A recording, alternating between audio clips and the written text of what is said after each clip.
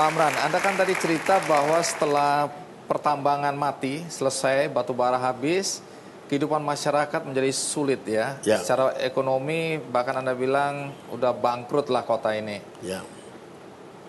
Ketika Anda sampaikan keinginan untuk mengubah kota ini, ya nanti Anda jelaskan mengubah kemana. Tapi saya ingin tahu persis setelah batu bara habis, apa yang dikerjakan masyarakat di sana untuk menghidupi diri mereka? Ya.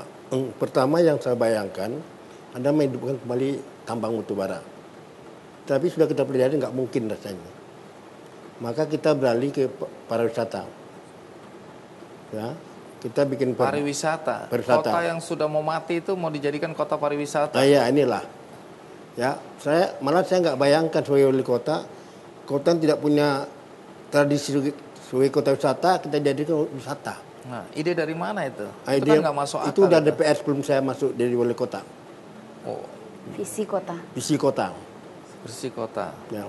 Gagasan itu Anda bayangkan apa sih kok Anda berani-beraninya membayangkan bahwa kota ini bisa jadi kota tujuan wisata? Apa yang Anda bayangkan waktu itu? Dan saya bayangkan ya semua aset yang ada, kekayaan masih sisa-sisa bangunan tua ini, heritage ini, barangkali menarik untuk masyarakat banyak, untuk wisata. Karena di beberapa daerah, beberapa negara, heritage juga merupakan dari sumber ekonomi masyarakat. Kita selama ini menganggap heritage barang tua nggak berharga, tapi di beberapa daerah, di beberapa kota, heritage menjadi sumber kekayaan. Ya, jadi warisan-warisan yang ada itu bisa menjadi kekuatan untuk menarik orang datang. Menarik orang datang, kota ini. Itu yang Anda pikirkan waktu itu? Itu yang saya pikirkan. Nah, waktu Anda sampaikan ke masyarakat, kenapa masyarakat kok marah? Bahkan Anda diancam pakai parang. Ya, macam-macam ya, nama masyarakat. Kita harus didik mereka. Kenapa mereka keberatan waktu itu? Pertama, di gudang Ransum ini, mereka udah tinggal di sana puluhan tahun. Mereka udah dijadikan rumah, tinggal. Ada juga menjadikan tempat usaha, bengkel. Tentu dengan saya minta mereka keluar, mereka menganggap terusik lah ya. Walaupun kita ganti rugi. Ya, kita ganti rugi. Ya, dan nggak semua yang mau. Nah, itulah yang datang ke kantor saya bawa parang. Ya. Apa maksudnya bawa parang itu? Ya, ini kan milik saya Pak. Udah lama saya tinggal sini, ke Bapak usir saya. Jangan macam-macam ya. Jangan macam-macam. Ya. Terus Anda takut dong ya? Takut pasti. Oh. Itu pertanyaannya yang salah itu ya. Orang diancam parang masa nggak takut ya? Syukur saya punya anak buah yang berani. Oh, terus? Dia bilang, "Itu berani, saya juga berani," kata anak buah saya. Cut juga yang datang ini. Oke, terus bagaimana akhirnya mereka bisa mengerti apa yang Anda jelaskan? Kita jelaskan, nanti kan juga tinggal sana kan rumah. Tempat tinggal. Ini saya kasih uang untuk kontrak untuk selama 3 tahun nggak salah. Iya, 3 tahun. Ini kontrak untuk selama 3 tahun. Udah. Nah, akhirnya mereka mau semuanya. Nah, terus baru kemudian barang-barang yang sudah berserakan di rumah-rumah penduduk dikumpulkan lagi. Dikumpulkan, diminta, ada yang sukarela, ada yang nggak mau, kita ganti rugi, kita bayangkan. Kalau bak mandi kan bisa kita ganti lah bak mandi yuk. Iya. Ya, kan gampang. Iya. Ya, kita ganti bak mandinya. Mau mereka ya? Mau dia. Ada yang telah ditaruh jadi hiasan di rumah, kita minta. Akhirnya mereka mau. Nah, saya dengar saking semangatnya Anda mengumpulkan barang-barang, bahkan sampai kemudian ada nisan bekas kuburan dari penambang yang meninggal. Ya. Anda ambil, Anda bawa ke museum, tapi kemudian ada kejadian mistis ya? Ya, betul. Apa yang terjadi? Itu kepala museumnya itu malam-malam didatangin oleh orang, mimpi, "Bu, tolong saya dikuburin lagi dah ke tempat saya ditemukan." Kan. Jadi dikuburkan lagi dia. Nisannya dikembalikan? Kembali lagi ke sana. Serius ini? Serius. Oh, iya. Mau coba Mas Andi? Jangan-jangan. Saya penakut orangnya. Ya. Saya dengar bahwa masyarakat di sana juga masih melakukan kegiatan ritual gitu ya? Ya, betul. Ada upacara-upacara, sesajen. Di sekitar mana itu? Terutama dekat di basement di museumnya. Museum itu. Jadi museum kami itu Kenapa, punya Bu Yandra? basement di bawah tanah. Kenapa harus ada ritual-ritual sesajen-sesajen? Ya kepercayaan masyarakat lah sana. Jadi takut dong saya ke sana ya? Ya kalau Mas Andi nggak apa-apa. Oh, karena dikira temennya gitu. Ya? Terima kasih Pak Amran. Nyesel saya ngundang Anda ini. Kalau masyarakat datang ke sana bisa melihat semua peninggalan bekas pertambangan. Tambangan. Iya. Kalau boleh tahu, kalau kita mau masuk ke museum ini bayar berapa, Bu Yandra? Sekarang Rp4.000. 4.000. Iya, cuma Rp4.000. 4.000. Bagaimana bisa nutup biaya untuk perawatan? Dari anggaran Sekarang APBD. masih pakai anggaran APBD.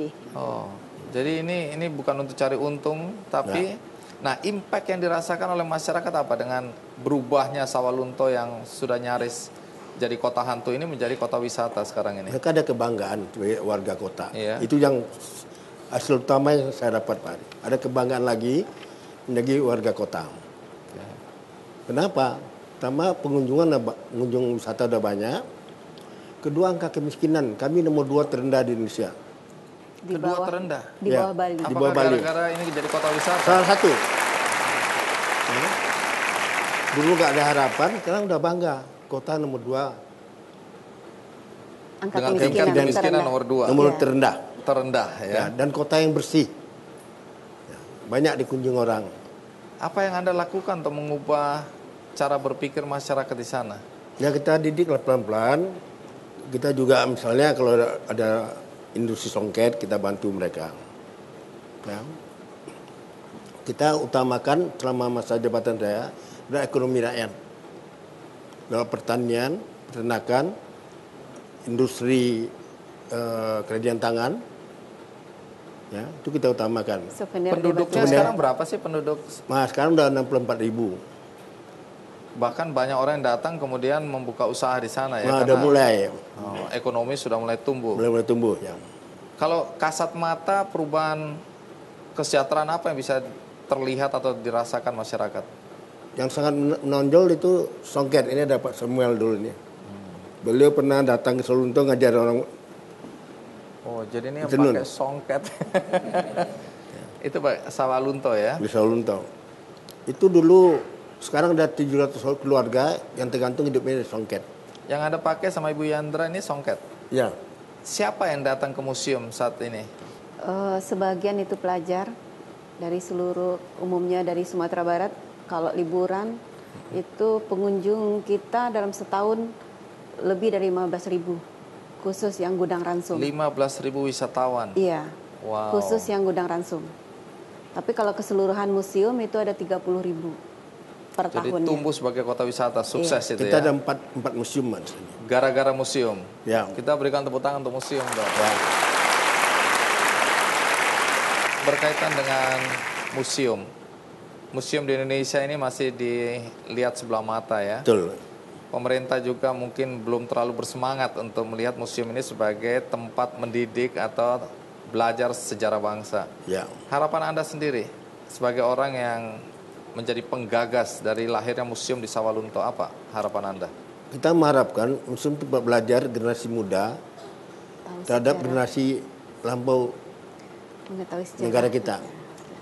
Ya, dia bisa belajar sana, mempelajari, dan melihat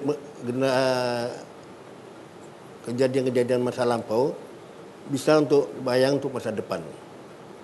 Belajar dari masa lampau Untuk masa depan untuk masa depan yang lebih baik. lebih baik. Baik, Pak Amran, Ya. terima kasih banyak Anda sudah Ya. bersedia datang jauh-jauh dari Sawalunto. Bu Yandra juga terima kasih ya sudah bercerita tentang Museum Sawalunto. Dan mudah-mudahan kita semua yang ada di studio dan penonton di rumah terinspirasi oleh gagasan brilian yang Anda sampaikan. Dan hari ini sudah menuai sukses. Terima kasih banyak. Terima kasih. Iya. Terima kasih banyak. Terima kasih. Baik, terima kasih banyak. Sukses selalu. Ya. Usia mereka tidak muda lagi, tetapi mereka masih suka bermain mainan anak-anak. Siapa sebenarnya mereka ini? Mari kita sambut Rudy Korens dan Astuti Kusumaan Ningrum.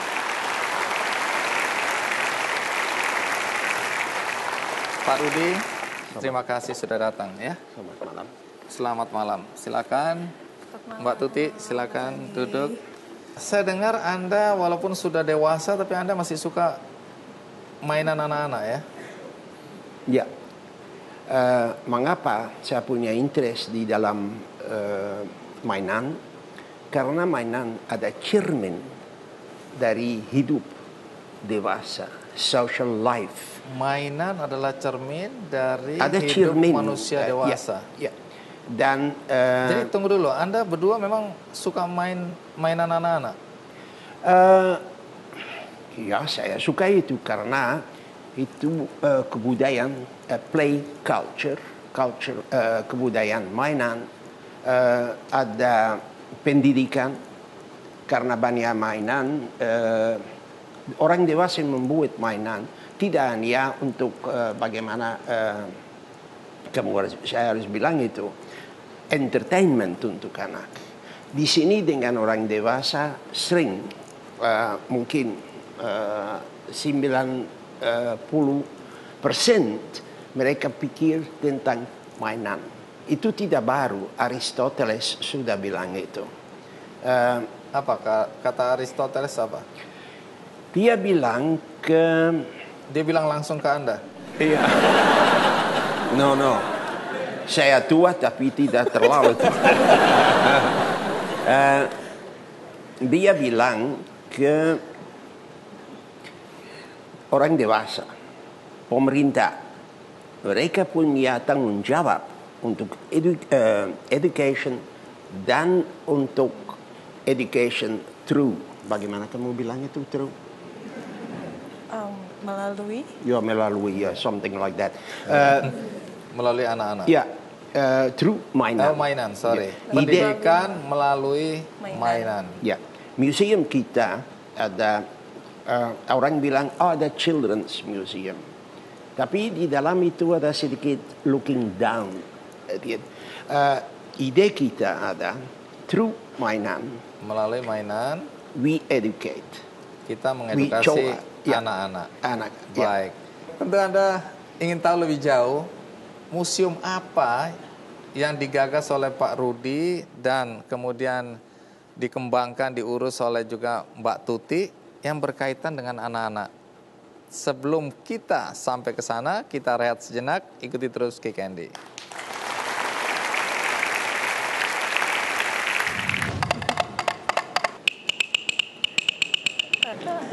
Ini apa nih? Oh, ini mainan seperti zaman itu. dulu gitu ya. Ya. Ini dari mana?